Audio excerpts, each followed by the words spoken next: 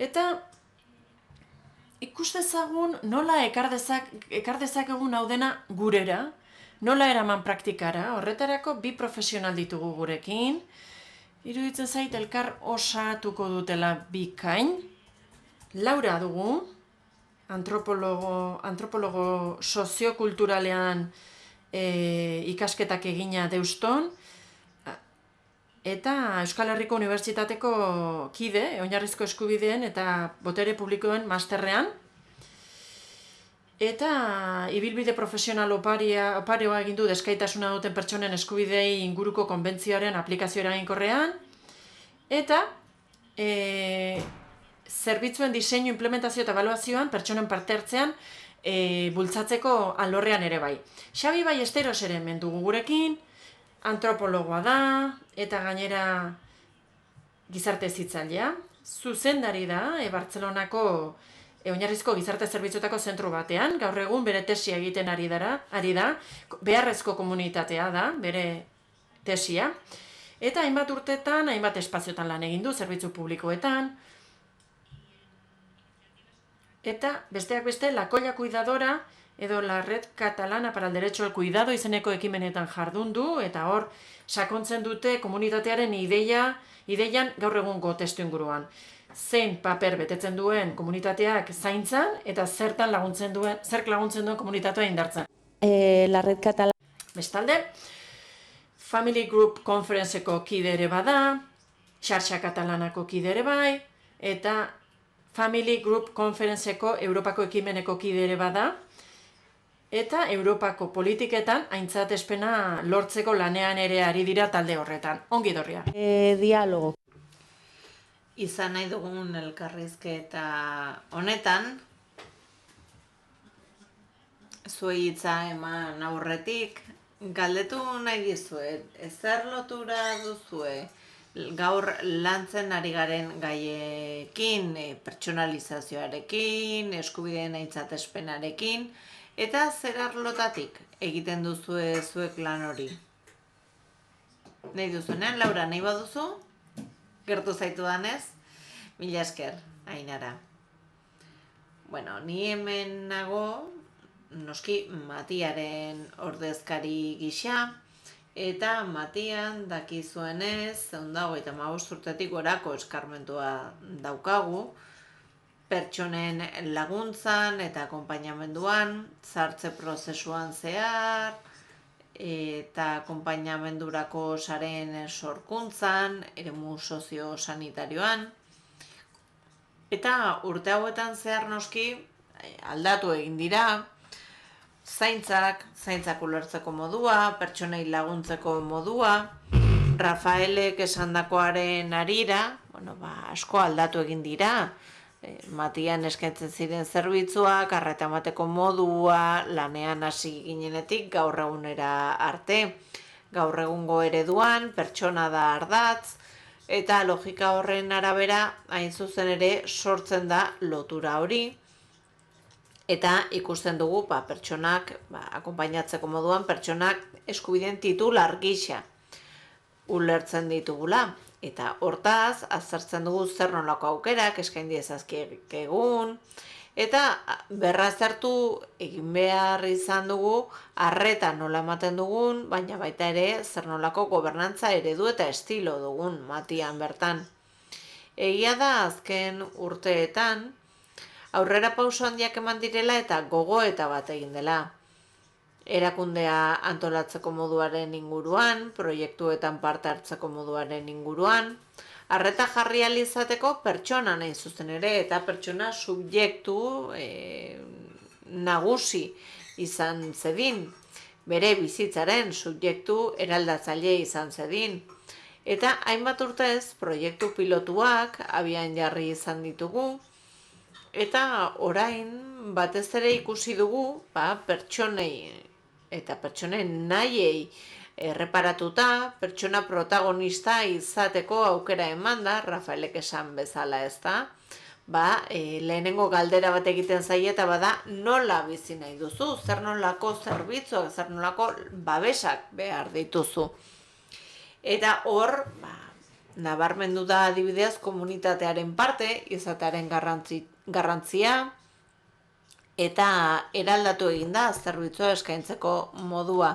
Ez du gehiegi luzatu nahi, kaian sartu aurretik, baina esango nuke ikerketa ekintza prozesu batean murgilduta gaudela. Pertsonekin zerbitzuak emateko orduan, benetan pertsonak ardatz baditugu eta eskubideak ardatz izan nahi baditugu, ariketa hori egin behar dugulako. Zuen kasuan nola ari zarete egiten eraldaketa hori? Bueno, lehenik eta behin testu ingurua emango dizuet. Ni zuen lankide bat naiz, bai? Bartzelonan lan egiten du zentro batean, eta tesia esango nuke badela nire gurutzea, ez du denbora gehiegi horri eskaintzeko, baina bai egia da hainbat urtez komunitateetan parte hartze aktibo izan dudala, eta urte horien ondorioz ikusi nuen akademian komunitateen ideia hori oso urrun geratzen zela, ezta? Egunerokoan ikusten den horretaz. Gizarte zerbitzuetan komunitatean pentsatzen dugunean ikusten dugu ere arrakala bat dagoela ikuspegi horrekiko. Eta nik jasotako horretan guztian oinarrita nahia izan nuen arlo akademikoan lan hori egiteko. Baina lehen esan den bezala, nire iritziz komunitatea badakide izatea, bada parte izatea, jasotzen duzun eta aitortzen dizuten zerbaiten parte izatea da. Eta beste herrialde batzuetan juridikoki esaten da inor ez dagoela bere kasa bizitzan gertatzen zaion edo zerren aurrean, bai? Nire inguruan gertatzen diren gauzek badute zerikusia nirekin ere, hori da komunitatea. Eta komunitatea zaintzak erakitzen dute. Bada zirkulu bat, zaintzak komunitatea erakitzen dute eta komunitateak zaintzak sortzen ditu. Eta hain zuzen ere, komunitatea oso lotuta dago zaintza jardunbideekin, ez hainbeste diskurtsoekin eta esparruekin. Labur esan nahiko nuke, Laurak esandako zerbaitekin harremana duen zerbait. Naiz eta gero ez dudan horretan jarriko arreta. Euskadirentzat interesgarria izango litzateke sistema aldaketa bat egitea. Eta esan nahiko nuke, azken 22 urteotan, nik lan egiten dudan zentroan, hasi ginela talde batzuk sortzen, senidei laguntzeko, eta Rafaelek esan bezala, ikusi genuen zerbitzuak esleitu arren bazegola ezin egon bat, neke bat, gainkarga bat, eta ekimen hori pertsonak aldundu ahala, etzen proiektua, bazen ekimen komunitario bat, eta bazen esperientzia partekatua. Profesionalek eta zaintzaileen talde motor batek antolatzen zuen zaintzailearen bizitza hori, eta arreta jartzen zen bertan dagoen hori berreskuratzen, zaintzen eta bizitza bera berreskuratzen. Bizitzan erdigunean egote hori berreskuratzen, gizartean parte hartzeko eskubide hori berreskuratzen. Askotan zaintzaileek bere burua isolatzen dute, zaintzaile jardun hori dela eta hori landu genuen. Eta saiatuko naiz hori gaur azaltzen. Eta bazauden isolatuta bizi ziren pertsonak beraien bizitza bestearen bizitzan diluituta zuten, eta antropologo batek, Tarragonako Unibertsitateko antropologo batek, egin zuen ikerlan batean elkarrizketak egin zituen 80 zaintzailerekin, esan zuen hitz egiten zuten bakarrak komunitatekoak ziren. Hau da, pertsonak elkartzen dituzunean eta gu bat sortzen duzunean, orduan subjektu politikoa sortzen da. Orduan sortzen da baldintza eskubideak aldarrikatu ahal izateko, kontzientzia ezinbestekoa da horretarako. Beraz, harreman hori sortzen da eta lotuta dago berak esan dagoarekin.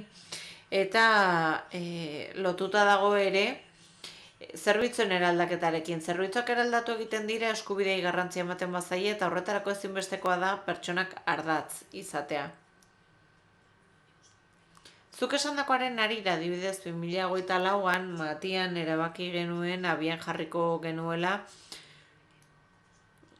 Matiako egoitzetan bizi diren pertsonen giza eskubideen batzordea.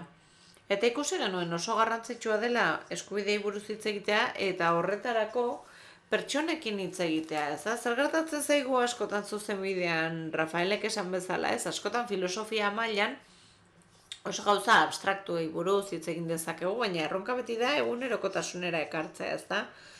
Pertsonak jakin dezan eskubideen subjektu dela. Eta hasi ginen prestakuntza ematen profesionalei horrela ekin genion bideari Matiako zuzeneko arretako zentroetan hasi ginen, baina bertan bizi direnei ere prestakuntza eman behar zitzaien, ez da? Eta hasi ginen adibidez galdetzen Nazio Batuen desgaitasuna duten pertsonen eskubideen konbentzioaren harira, eta ikusten zer eskubide zituzten egoitza ingurune batean galdetzen genien zure iritziz zeintzuk dituzu mugatuta edo zein muga, zein oztopo ikusten dituzu. Eta bai, bertan bizi zirenek, bai, arreta ematen zutenek, arreta jartzen zuten mugak ekar zitzaketen oztopoen inguruan. Eta hori prestakuntza baten inguruan egin genuen. Familiekin ere egin genuen prestakuntza saio sorta bat, eta beraiek harrituta zauden, ez? Giza eskubideen inguruko prestakuntza baten zitzaielako. Harrigarria izan zen beraientzat, horren inguruko prestakuntza emateko hautua egin izana, ez da? Eta horren harira, hasi ginen prestakuntza horietan lan egiten, eta hasi ginen pixkanaka, batzorde hori sortzen, eta bertan profesionala daude, badaude ere demokratikoki aukeratutako ordezkariak, eta badago ere Matiari begirada kritiko bat egiteko gaitasuna izango duten pertsonak, ez da? Geuk erakunde gisa ere ez baian jarri behar dugulako gure jarduna eta zertu behar dugulako ea ari garen nolabait zaurgarritasun egoeran jartzen eskubidei dagokienez gure erabiltzaileak, ez da? Eta hor parte hartzea oso interesgarria da. Bai zuzen ere, zuk esandakoaren harira eta gero izango Family Conferenceari buruz. Esan duzu, ez da, Katalunian pandemian oso uneko gorra izan genuen, eta arrezkero hasi ginen xarxan antolatzen zaintza eskubiderako Kataluniako sarean. Eta zaintzaren lehen foro soziala antolatu genuen. Eta esanguratsua da, eta indarrandikoa izan zen, baita ederra ere, ikustea, une kritikoetan zuen zerbitzuetan hartatu ditzake zuen pertsona horiek, guztiz gainkargatuta dauden pertsona bazirela erreferentzia xarxa horretan, zaintza eskubidearen xarxa horretan. Eta ahotsa ematen zieten beste pertsonei ere, bereien helburatzen soilik bere eskubideak aldarrikatu alizatea, baizik eta beste zaintzaileen eskubideak ere aldarrikatu alizatea. Eta hau grabatuta dago, gogoan dut lankide oso on batzuek, udaleko lankide oso on batzuek dokumentu bat landu zutela, familien parte hartzeari buruz. Eta nik horri buruz entzuten nuenean, esaten nuen familiei ahotsa eman diegu. Eta ez naiz gehiegi luzatuko, Gu oraindik erdigunean gaude, profesional ona zirelako, esku zabalak, familia ahotsa ematen, noski. Niretzat aldaketak errotikoa behar du. Eta aldaketa errotikoa bada benetan pertsonek erabakiak hartu alizatea berein bizitzaen inguruan. Family Conference eredua sortu zen 80ko hamarkada amaieran, Zelanda Berrian. Eta sortu zen, ulertu zenean ezinegon eta arrazismo handia zegoela familiak eta haurrak babesteko politiketan. Herrialde Maoriei zagokienez bazen galdutako haurrak, aurrerakundetuak eta erratioak baziren guztiz ezberdina irizpide etnikoaren araberako alderaketak egiten baziren. Eta txosten bat egin zen herrialde osoari buruz, eta ezin naiz luzatu, baina txosten horrekin egiaztatu zuten zenbakiak izugarria zirela biztanleria maorien inguruen. Hemen ez zaizkigu alakoa gertatzen, ez? Hemen ez dago ez diskriminaziorik ez arrazismorik. Eta horren arabera, proposamen bat egin zen kultura maori horretan oinarrituta. Elkartzen direnean maraean, elkartzen dira etxe handi horietan, eta hitz egiten dute, parte hartzen duten pertsona guztiek, sareko pertsona guztiek, eta arazoari, edo kezka eragiten dien horri, erantzun bat egiteko irtenbidea bilatzen dute. Bereien kulturalakoa da. Eta hori esku hartzerako eredu bihurtu zen, eta legean txertatu zen, eta hori lotuta dago hitz egiten ari garenarekin. Legeak ez du dena zehazten, baina ezinbestekoa da, funtsezkoa da. Eta legeak ezartzen du pertsonek badutela eskubidea, fasiltatzaile edo bideratzaile independe bat izateko, zerbitzuei lotuta ez dagoena. Eta pertsona horrek lagundu egingo diola bere sare esanguratsua, bere familiarekin harremanetan jartzeko, maorien kulturan familia 20.000, 60.000 pertsona izan daitezke, bai? Guretzat sare izugarri handia izan daitekeena. Eta familia elkartu egiten da, pertsona definitutako kezkaren inguruan. Eta badu denbora bat zeinetan ez dagoen inolako zerbitzuko profesionalik eta plan bat egiten da kezkatzen dion horri erantzun bat egiteko, bai? Eta hitz egiten da pertsona horrek duen beharraren arabera, nork bere kulturaren arabera, nork bere gauzak egiteko modua duelako. Eta plan hori egiten da, eta plan horrek behar duen validazio bakarra da ea realista den, bai? Proposamenetan beraietan ezin da sartu. Eta gero saiatuko naiz hobeto azaltzen, hau Zelanda Berrian egiten da 10.000 esku hartzetan urtean, eta 2-3 urteren buruan erresuma batura ere eraman zuten, Herbehereetako legean ere jasota dago, sartuta dago ere Eskandinaviako herrialdeetako politiketan, Alemanian, Frantzian, hainbat herrialdeetako politiketara hedatu da. Beraz, komunitateak bere balioekin, bere kulturarekin proposamen bat egin zuen, eta hori gero legeetan islatu da. Helburua izan da pertsonek erabaki ahal izatea. Beraz, nik pertsona ardatz duen arretarekiko abegi osoz ikusten dut motz geratzen ari garela. Bai, kasu honetan pertsona bere ingurunearekin ari delako benetan erabakitzen. Bai, arrazoi duzu, eta zuzen ere erronketako bat horixe da, ez da? Los colectivos con los que he trabajado durante toda mi vida. Ikusita, gizataldeekin egiten dugun lan hori askotan, profil edo gizatalde jakin batzuek ikuspegi kapazitista horiekin hartatzen ditugu, ez? Eta badirudi, baldintzatzen ari garela ea beraien proposamenak, ea beraien bizitza planak aproposak diren ala ez, eta hori guztia egiten dugu, ez? Eta hor sartzen gara helburuetan, konpromisoetan, epeetan, eta aztertzen dugu ea benetan pertsonak estandar batzuen arabera arrakasta izan duen ala ez. Eta benetan esparru bat sortzen badugu non pertsona bere bizitza plana eraikitzeko aukera izango duen, non laguntza hori jasoko duen eta non pertsonalizazio hori egongo den, benetan pertsonak aukera izan beharko du bere bizitza plana prestatzeko eta besterik gabe lagundu egin beharko diogu, ezta? Eta hori bat dator eskubideen ikuspegiarekin. Baina horretarako ez dugu zalantzan jarri behar pertsona horrek proposatzen duen bizitza plana.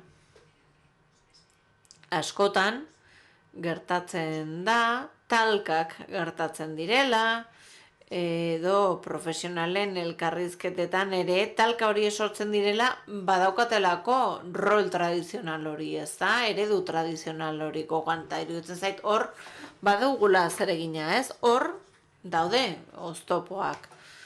Eta askotan esaten dugu, ez? Rol profesionaletan ez dugula balidatu behar pertsona hori, egin behar duguna dela bideratu pertsona horren bizitza plana. En la línea que dices, cuando se funciona de esta manera, Zuk esan bezala, ez da, ala funtzionatzen dugunean, gure ikuspegi horrekin aurrak babesteko hasi zen proiektu hori, baina pixkanaka edatu egin zen, ez da. Nola antolatzen gara familian gure gurasoak zaintzeko? Bueno, familian bilera bat egiten dugu, lagundu egiten digute, konbokatu behar duguna eta plan bat egiten dugu.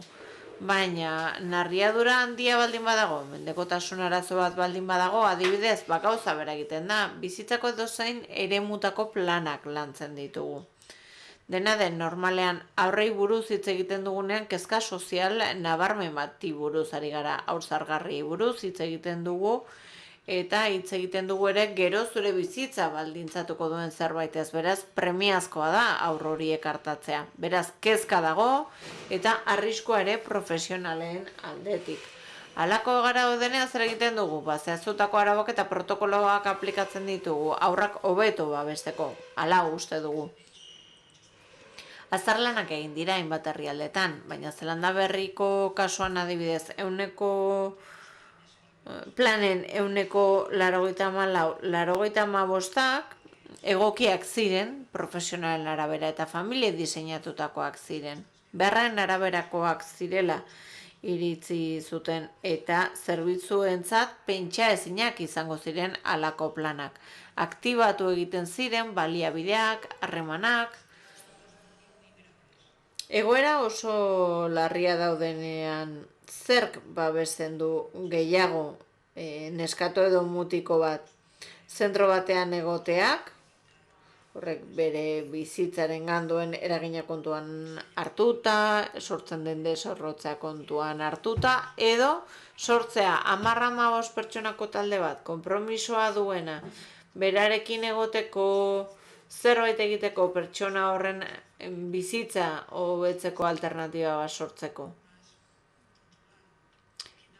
Nork izango du kontrol handigoa edo non egongo da jarraipen handiagoa ikusteko zer nolako bilakaera duen neskato edo mutiko horrek? Esan bezala ez dugu soilik aurrekin lan egiten, baina uler dezakegu maitasun handiagoa, jarraipen handiagoa, arreta hobeagoa egongo dela talde zabal bat dagoenean parte hartzen.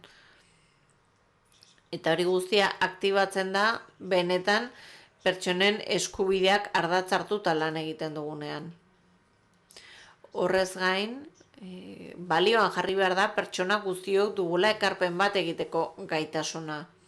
Pertsona guztiek egin dezakegula ekarpen bat. Eta adibidez, narriadura kognitiboa duten pertsonen kasuan, askotan, aurre suposatzen da, pertsona horrek ezin duela parte hartu, eta abar. Baina une honetan, proiektu batean lanean ari gara, Gipuzkoako Foru Aldundiarekin eta beste erakundeekin elkarlanean, eta matian erabaki genuen proiektu hori baliatuko genuela egoitza baliabide batean, narriadura kognitiboa duten pertsonekin ikusteko zer nolako parte hartzea izan zezaketen etxe bizitzaren urteko planean. Eta guk lehenik eta behin desikasten ikasi behar izan genuen, eta egiteko modu horiek ahaztu egin behar izan genituen, benetan zabaltzeko, komunikatzeko beste modu batzuei, parte hartzeko beste modu batzuei, eta proiektu abian jarri eta 6 hilabetera ikusi ahal izan genuen beraien ekarpenak egiten ari zirela, ideiak ematen ari zirela, hain zuzen ere bertan bizi ziren pertsonak, eta beraien ahotsak besteen adinako garrantzia hartzen zuela ikusi genuen, eta zentro mailan sekulako eragina izan du. Oso denbora gutxian gainera, zenbat eta gehiago entzun, gainera jendeak gero eta ekarpen gehiago egiten ditu. Beraz, interesgarria da beste komunikatzeko moduei lekua ematea, beste ahotsei lekua ematea. Eta niretzat beti da garrantzitsua parte hartzea, antolatzea, beti da garrantzitsua argi izatea zeri buruzari garen, parte hartzeari buruzari garenean, ez adin izan dekoratiboa. Hau da, benetako parte hartzea egon dadin, eta parte hartzea bera ere pertsonen eskubideetan oinarritu dadin. Ez dadin izan fikziozkoa, eta ez dadin izan checklist bat betetzeko parte hartze bat. Nos preguntabais, o nos decís que pensáramos sobre qué elementos ayudan, ¿no? Qué palancas. Bai, galdera bat zenuen ez da, lagun dezaken elementuei buruz. Bai, bueno, etengabeari gara hitz egiten pertsonen parte hartzeari buruz. Zeintzu dira elementu gakoak, nola antolatu, zer palanka egon daitezke honek aurrera egin dezan? Lehenik eta behin, bueno, argi dago ez da, benetan entzun egin behar ditugu. Pertsonak eta pertsona horien ingurunea. Eta horretarako benetan erabakien erdigunean jarri behar ditugu pertsona horiek.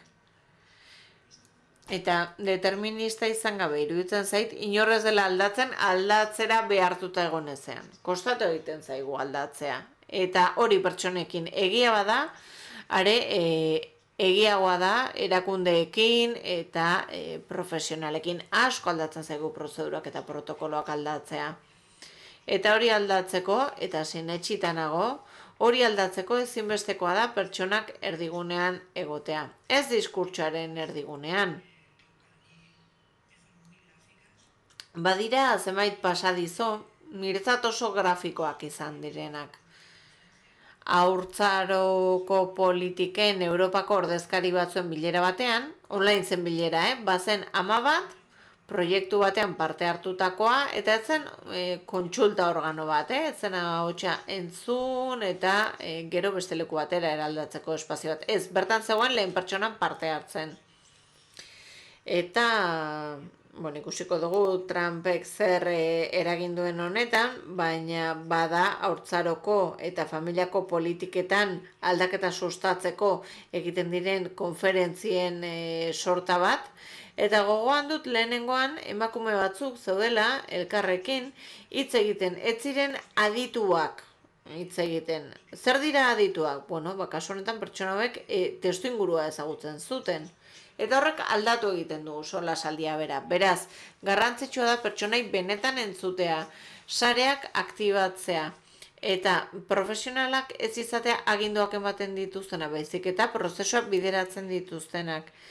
Eta agian nik ez dut eragiteko gaitasunik lege esparruan, profesional gisa edo aktivista gisa, baina bai iruditzen zait argi izan behar dugula legea erabakigarria dela. Eta bi adibide emango dizkizu ez, Zelanda Berrian ikus dezakegu.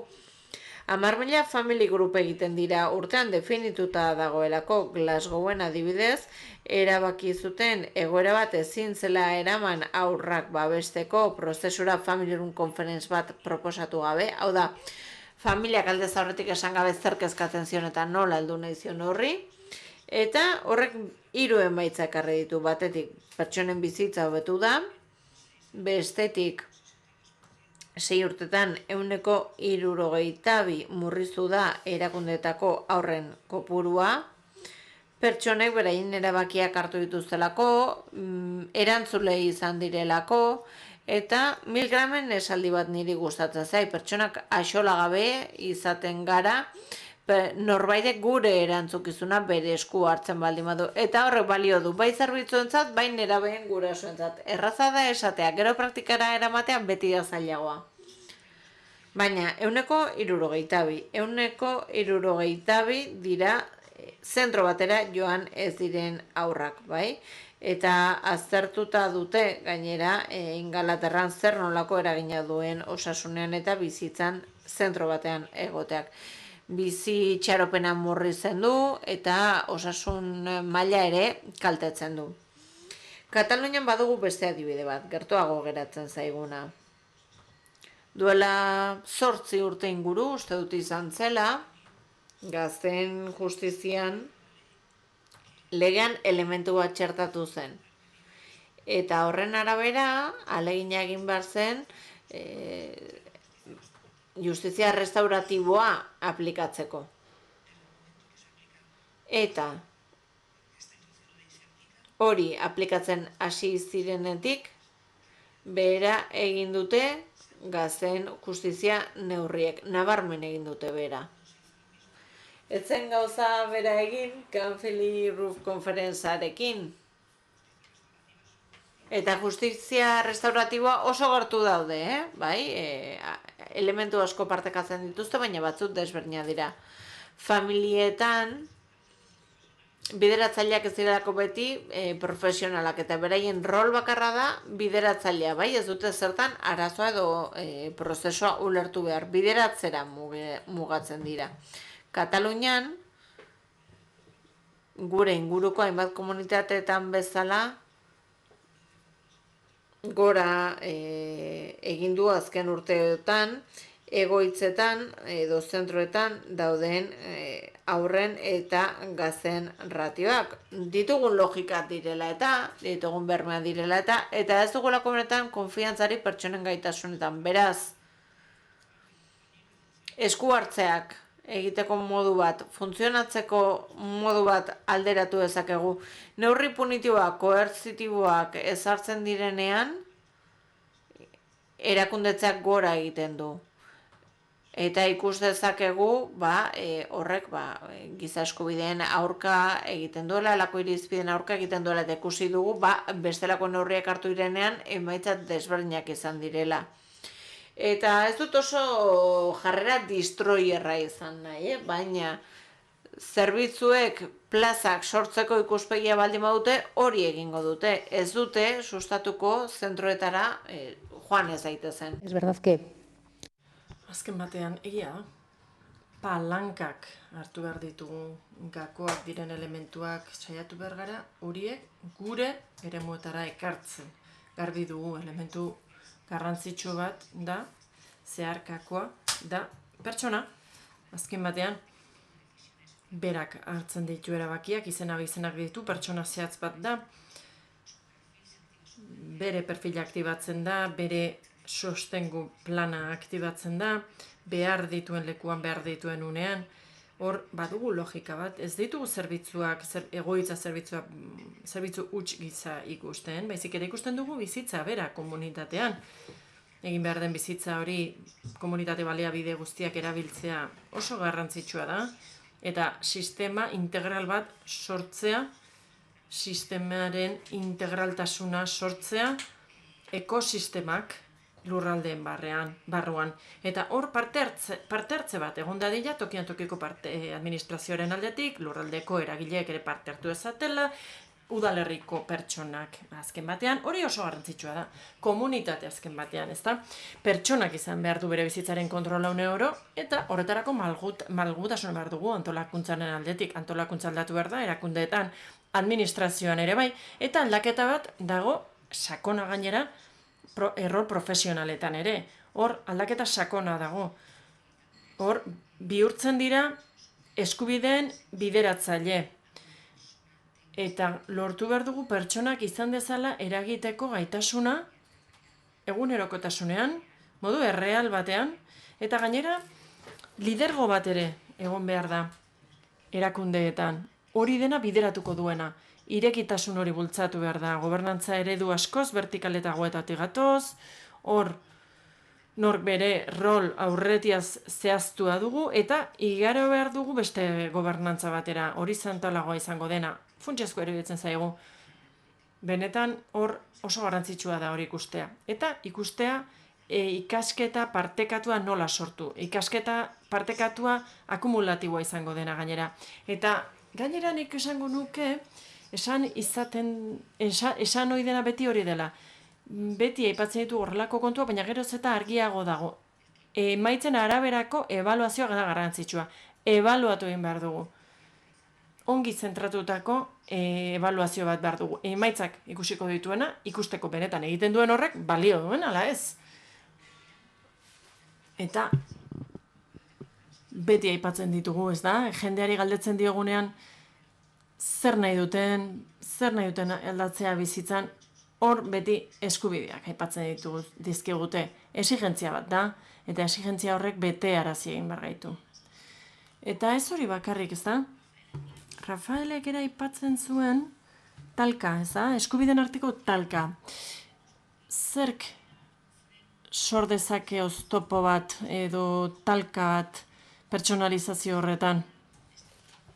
beste eredu berri horretarantz egingo dugun bide horretan, bai, bada ohiko talka bat, ezagutuko duzu egoera hau, autonomia eta segurtasuna, bai, hau da, askotan hitz egiten dugunean pertsona hauekin, askotan aipatzen digute, tensio izugarriak sortzen dira, arretan, erakundeetan, eta profesionalengan ere, tensioa sortzen da, aipatzen dugunean, adibidez, 8-21 legearen garaian ere beldurra sortu zen.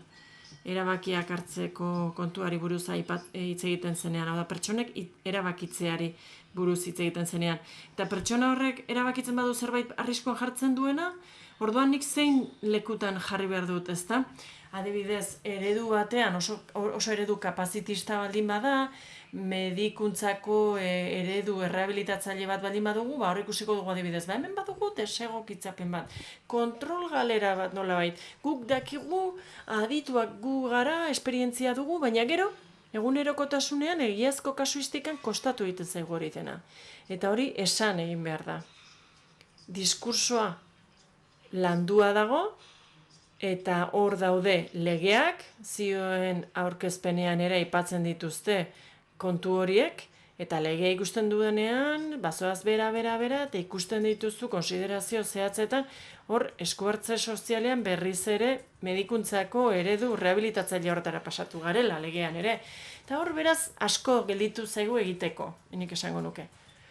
Eta zure esperientziatik, Xabi, zer esango zen iguke? Bai, gu aspaldiari gara, adibidez, Lakolla Kuildadoran, hasi ginen zaintzeko eskubidea diburuz hizketan Jan Toronto irakurri gabe. Adibidez, zer nolako posizioa den zaintzeko bete behar horren aurrean, ez da? Hau da, ondorio batera iritsi ginen. Eta izan zen, hau da, hau ni konstatzatzen joan naiz, baina ez dut ezer kategorikoa esan nahi. Eskubideak lotura dute gizarte bakoitzeko kulturarekin. Ez dira beti berberak. Gure testuinguruan gaur egun. Nik ulertzen dudana hauxe da. Aurrerapenak, aldarrikapenak sartuta, feminismoaren aldarrikapenak, genero bidegabekeria, familiarizazioa eragotzita. Ikasi duguna da pertsonak, oro har sentitzen dugula, gure senitartekoak zaintzea gurekin lotuta dagoela. Hor badaude antropologo prestigiotsuak, feminismoaren barruan ere, aldarrikapenaren barruan ere, aipatzen dutenean adibidez, senarra galtzea imerra badu, ez dute sentitzen hori estatuaren afera denik. Suediarra bagina, beste ikuspegi bat ikusiko genuke, edukiko genuke. Eta hau zergatik esaten nuen, bai, talkazari ginen, bai, hori da, bai. Baina ongi dago, bai, fluxua oso ongi dago. Beraz, eskubidea, zaintzeko eskubidea lotuta dago zaintzeko baldintzak edukitzearekin. Eta konstituzionalista batekin ere hitz egin nuen, eta ez zegoen ados, eta ez zaintzeko eskubidea ere badagoela aipatzen nion. Eta hori posible izan beharko litzateke. Bizitza oso zaila eta gogorra da pertsona askorentzat, eta bidegabea. Beraz, ez duzu zure bizitza hipotekatu beharrik beste pertsona bategatik. Hori esan da, gutako gehiena gure testuinguru historiko sozialean jarraitzen dugu ulertzen, ni adibidez nire emaztean, nire aita ginarreba, nire gurasoak, nik nik espero dut baliabideak izango ditudala zaintza horien parte izateko, ni neu. Ni zurra naiz, eta esaten dudana da, batzuetan eskubideen talkari buruz hitz egiten hasten garenean, ez dakit eskubidei buruz ari garen, baizik eta baliabidei buruz egia esan. Ez dago baliabiderik oso gogorrak sortzen dira pertsonen, bizitzan kolpe izugarria ematen dute, pertsona erabiltzaileak ere kaltea somatzen du zuzenbide, hau da, egunerokotasunean eskubide hori diluituta gelditzen da. Anekdota kontatuko dizuet, bikoitza. Xarxa del Dret a la Cura izeneko ekimenean, batzuetan familiako pertsonak bere hitz egiten dutenean beren eskubideari buruz hor konfrontazioak egoten dira. Noren eskubidea da esaten diete pertsona zainduaren edo pertsona zaintzailearen, eskubidei buruzari gara, nik ez dut uste hor konfrontazio bat dagoenik eskubideen artean. Kontua materializazioa da, batetik, partekatzen duguna askoz gehiago da, banatzen gaituena baino, guk 20 urte baino gehiago dara matzagu senitartekoak sostengatzen. Eta kide batek talde bat sortu zuen, etxez etxeko langileen sare bat sortu zuen, eta dinamikak beti ziren berberak, somatizazioak beti ziren berberak. Hau da, zure bizitza osoa egotea bete eta beste pertsona batenganako dedikazio horretan horrek markatzen ditu, horrek zure osasuna baldintza dezake eta bartabar, ezta? Baina gainera gogoan dut, Kristina zegoen Lakoilako zaintzaile bat, emakume zaintzaile bat, oso emakume indartsua, ez zuen ezer irakurri feminismoaz, ez zuen diskurso teorikorik, eta entzutegi batean alkatea hor zegoela, bera atera zen, zaintzaile gisa hitz egitera, eta zer egin zuen? Familiako langileen eskubideak aldarrikatu zituen eta esan zuen, nire ama zaintzen duen pertsona langileak eskubideak duinak izan ditzala, baldintza duinak izan ditzala, hori defendatu zuen denon aurrean. Eta kontua hori da, ez batzuen eskubidea besteekin urratzen direla. Kontua batzuetan ez dira eskubideak baizik eta ditugun baliabideak. Bai, iruditzen zait horrela ikusi dezakegula, eta batzuetan zuk esaten zenuen hori da, talka ematen da, hor ikusten aurrez aurre jartzen ditugu pertsona erabiltzailearen eskubideak, edo hor bizi den pertsonaren eskubideak, eta ematen, hau da, sostengoa ematen duten pertsona zaintzaileen eskubideen artean, eta nire bat nator, kontua ez da talka hori behar bada, iruditzen zait, ikuspegia orain arte izan da eskubideen, egunerokotasunean dugun eskubideetan oinarritutako ikuspegi honetan badaude tentsioak. Ulertzen dugu errore bat dela eskubideen talka hori gertatzea. Hau da, ez du zertan inolako talkarik egon beharrik, lortu behar duguna mundu guztiak bere eskubideak bete ditzala. Eta ari garenean erakunde batetaz adibidez, hor harreman batzu gertatzen dira, eskubidetan oinarritutako harremanak dira, denon eskubideak hartu behar dira kontuan, eta elkar bizitza hori gertatu behar da.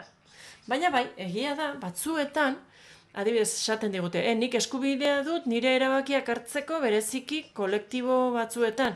Kolektibo batzuei zalantza jartzen zaie erabakiak hartzeko aukera. Eta hori gertatu izan denean, esaten zaie, bai, eskubidea hau hemen dago, hala da. Eta besteak esaten dute, bai, baina erabaki hori hartzen badirudi, ez dela erabaki beharko lukeen hori, orduan nik orain ze bete behar dut, horra agertzen da segurtasuna, hor aipatzen da arriskuan jartzen ote denaren bizitza, erabaki zuzena den ala ez, batzuetan, eta hori gertatzen zaigu, prozesu batzuetan guk erabiltzen dugu prozesu deliberatibo bat, etikan oinarritua, benetan ikusten dugu, eskubideren bat urratu daiteken ala ez, halako kasuetan behar bada iritsi gaitezke oreka batera, baina batzuetan zer aurkitzen dugu?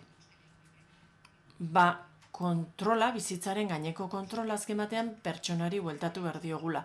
Eta aipatzen dugu eskubideen arteko talka, adibide labur bajarriko dizuet, ez dakit nola goazen denboraz, baina adibidez. Irisgarritasun unibertsalerako eskubidea aipatzen dugu. Adibidez, gurpil aulkietan dagoen pertsonentzat, anklajeekin dauden pertsonentzat. Adibidez, ezta? Ambulantzia batean, pertsona bat joan daiteken aulki horretan. Beraz, irisgarritasun unibertsalerako eskubidea aipatzen da eta segurtasuna ere bai aldi berean. Hor, talka bat dago edo zer dago? Bermen falta bat dago behar bada eta horren ondorioz pertsona hori ezin da garraio horretan joan. Ez dagoelako egokitua pertsona hori egoera jakin batzuetan hor joan da izan da, ezta? Kasu horretan adibidez, hor badago eskubideen arteko talka bat, ez da talka bat eskubideen artean, baizik eta baliabideen arteko talka bat, argi ikusten dut. Eta hor egokitzapen gutxieneko batzuk eginda, nahiko izan daiteke. Pertsona guztiek ezin baldin badute gauza bat erabili, hor eskubideen talka bat egongo litzateke, baina beste batzuetan zuzenbidearen edo eskubidearen interpretazio oker bat ere egon daiteke. Oso kasu konkretuak izan daitezke hori bai. Tira, ez dut esaten ezin denik egon talka eskubideen artean, baina aspalditik ikusten duguna da interes kontrajarriak daudela, bai, noski egon daitezkela bi interes desberdin. Familia zaintzaileen kasuan, pertsonak, zaintzen duen pertsonak eta pertsona zainduak, behar eta interes desberdinak izan ditzakete, baina honek ez du ekartzen eskubideak desberdinak izatea. Noski, kasu horretan hala da, bai. Bai, nik esaten dudana da, une jakin batean iritsi gaitezke, adibidez, kolektibo batek, ahotsa nolabait isilduagoa izan du, demagun.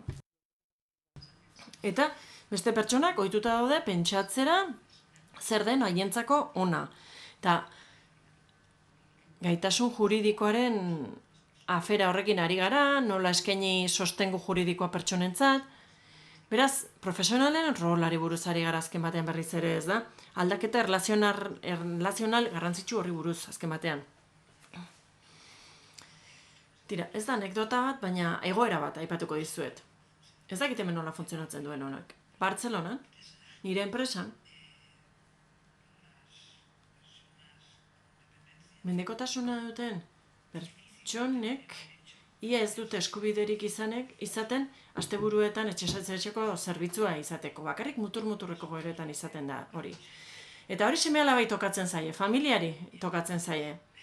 Eta orduan, hor talka bat dago, eskubideen arteko talka bat.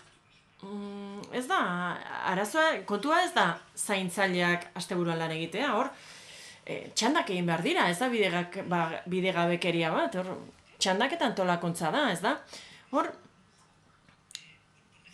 antolakuntzaren beharraregatik, ze ez dut esaten erraza denik, bestela egingo litzateke, baina praktikan, guk, aita ginarreba, maga ginarreba batzu ditugu, mendekotasuna dutenak, behartuta bagaude, asteburutan zaintzera, gure bizitza pertsonala alde batera utzita, antolakuntzak ez duelako kontuan hartu senideen eskubide hori, zaindu behar dutelako,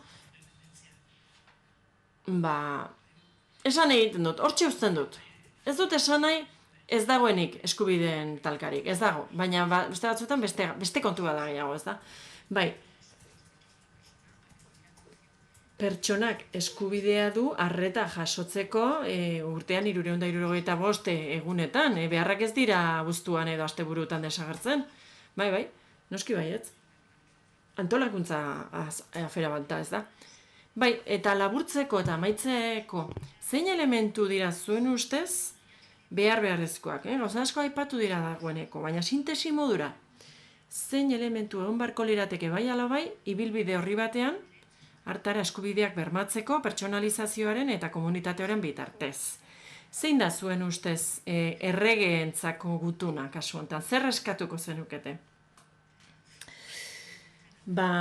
Pertsonari galdetzea. Nik uste dut pertsonari galdetu behar zaiola, azken batean. Nola bizi nahi duen? Benetan galdera horretatik abiatu behar dugu, pertsonaren gana egokitu behar dugu, kontuan hartu behar dugu zer nahi duen, zerbitzu prestazio integral bat emateko horretarako dira ekosistemak, pertsona horrek eta bere senidek eta hurbilekoek komunitateak erabaki dezatela non egon nahi duen. Eta pertsonei galdetu zaienean esan ohi digutena da, nik egon nahi dut leku batean, ezagutzen nauten leku batean, jakin dezatela nor nahi zen, zein izan den nire bizitza. Eta nik ere ekarpen bat egiten jarraitu alizatea. Eta nirekin dauden pertsonek, eroso egon alizan daitezela ere, nirekin, eta nik ere nire ekarpena egin alizatea. Hori da interdependentziaren kontzeptua, ezta? Eta bestalde malgutasuna. Malgutasuna behar da.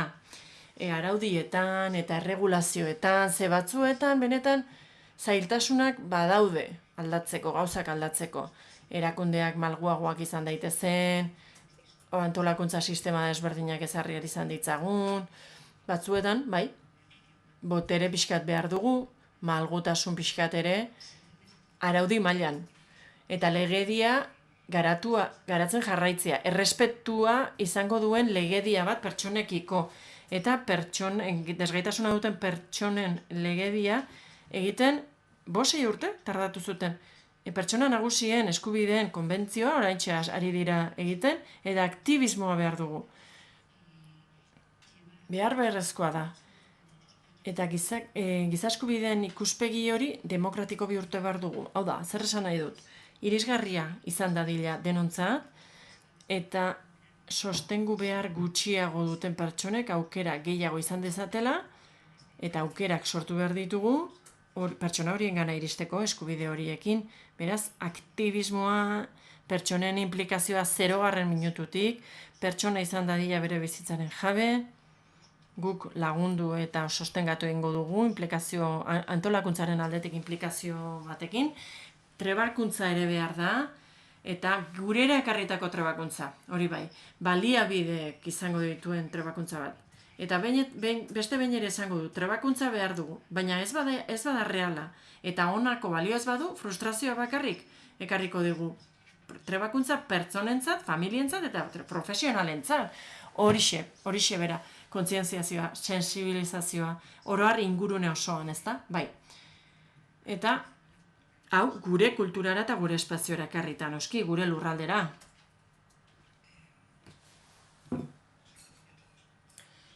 Segurasko buruan denok izango ditugu politikari batzuk, errazagoa da nazioarteko ez gogoratzea, toksikoak diren horiek badituzte beren interesak, ez dira ongizate publikoa, ez da hiritarren ongizatea, Baina nik ezagutzen ditudan persona gehienak politikari arduratsuak dira, politikari horiek benetan nahi dute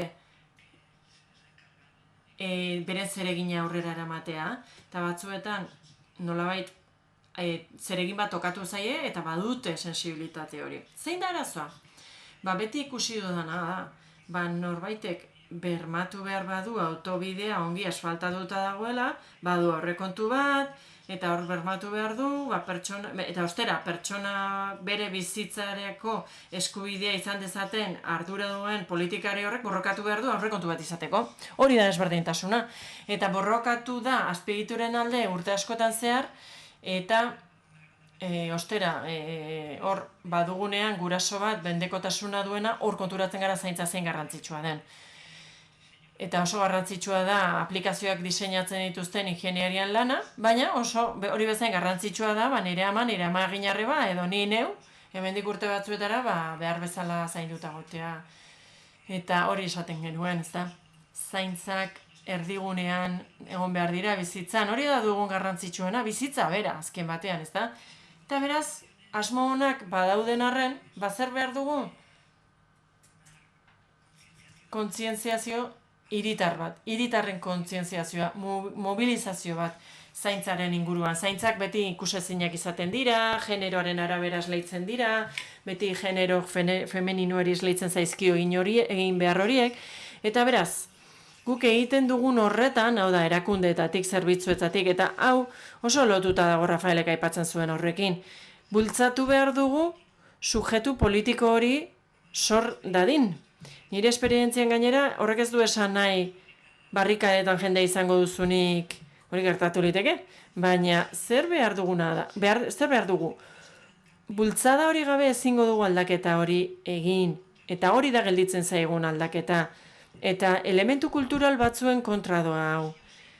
Beraz, zer behar dugun?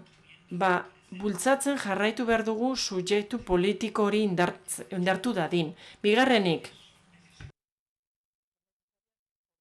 legeak behar beharrezkoak dira. Egiaztatua dago.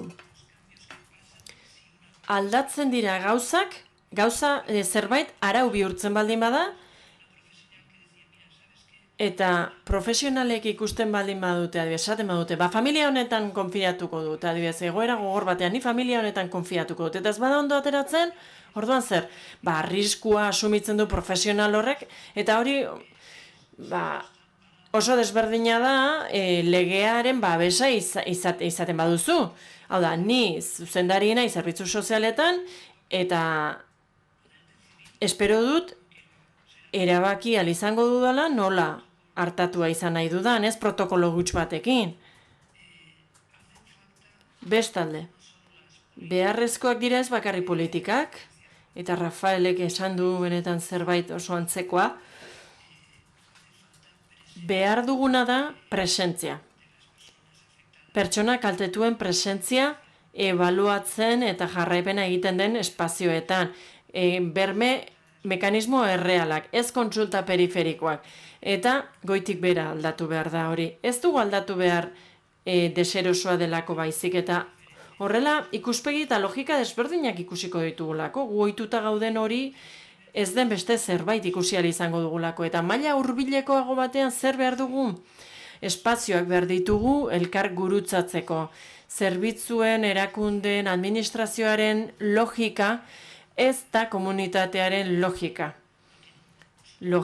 Komunitateak ez du proposito zehatz bat, ez ditu emaitza jakin batzuk bilatzen. Komunitateak behar duena da komunitatearen parte izan gaitezela eta sentitu gaitezela. Eta guk logika horietatik kutsatu beharra dugu. Administrazioaren logikak badakigu ez digula balio gauza askotarako. Komunitateak ematen diguna ez da zerbait hornitzaile izatea, badakigu hori ez dela nahikoa. Komunitateaz zer behar dugu? Balioen begirada eta logika hori aldatzea. Hori da komunitateak emango diguna. Horrek inspiratuko gaitu eta hori gertatuko da koinziditzen dugunean. Guk adibidez, gure ekipoan joaten garenean espainurrera, hori da komunitate espazio bat, hor emakumeak ibiltzen dira lanean, landareak zaintzen eta bar, eta hor egoera askotarikoak gertatzen dira. Eskatu ziguten joateko. Joaten gara ara, entzutera joaten gara, ez gara erantzun zehatz bat ematera joaten, Joaten gara ara, begirala aldatzera, nola bait. Ezin dugu denaren aurrean erantzun, ezin dugu. Joaten gara ez bakarrik baliabide ezagatik kexatzera, baizik eta deskubritzera ez dugula denetarako erantzunik, baina bestelako erantzun batzuk nolabait loratzen dira leku horietan. Eta logika horiekin busti beharra dugu. Nire ikuspegian, hori da noizbait aurkeztuko dudan tesi horren muina, gauzak askoz sinpleagoak dira. Batzuetan ere buruari galdetzen diot eta beti oharrak hartzen ditut bilera guztietan. Zer da komunitatea? Zer dugu buruan komunitateari buruz hitz egiten dugunean? Rafaelek aipatu du komunitatea. Zein irudi dugu komunitateaz? Nik uste dut komunitatea ez dela gauza bakar bat, ez dago komunitate bakar bat, denok gure bizitzan realitate ezberdina ditugu, ez dugu zehaztuko hori, baina gu horien parte sentitzen gara, errekonozituak sentitzen gara. Eta oso komunitate edo realitate anitzak izan daitezke, oso desberdinak diren komunitateen parte gara, zure bizitzen ez zara komunitate baten parte. Batzutan hori pentsatzen dugu, auzo bat imaginatzen dugunean edo kolektibo bat, eta loturak oso desberdinak dira gainera, bizitzako une desberdinetan, espazio bakoitzean. Eta beraz, nik berriz diot, komunitatea behar dugu beste balio batzuk txertatzeko eta indar kolektibo hori sorrerazteko. Ni ez nator landako edo nekazarien borrokatik, baina seguru nago ikuspegi hau partekatzen dugun pertsonek elkartu behar dugu interdependentzia, elkarrekiko dugun beharra, komunitatea. Horretan sinisten dugunok kontzientziatu behar dugu eta elkartu egin behar dugu, batu egin behar dugu bestela ez dugu aldaketa hori bultzatzea lortuko. Eskerrik asko. Eta modu positiboan esaten dute, hau da, aldaketa posible izango da, baldin eta gutako bakoitzak hori egiten badu, bai? Aktibismoa, azken batean. Bai, guazen minutu pare bat uztera, galderak dauden ikusteko.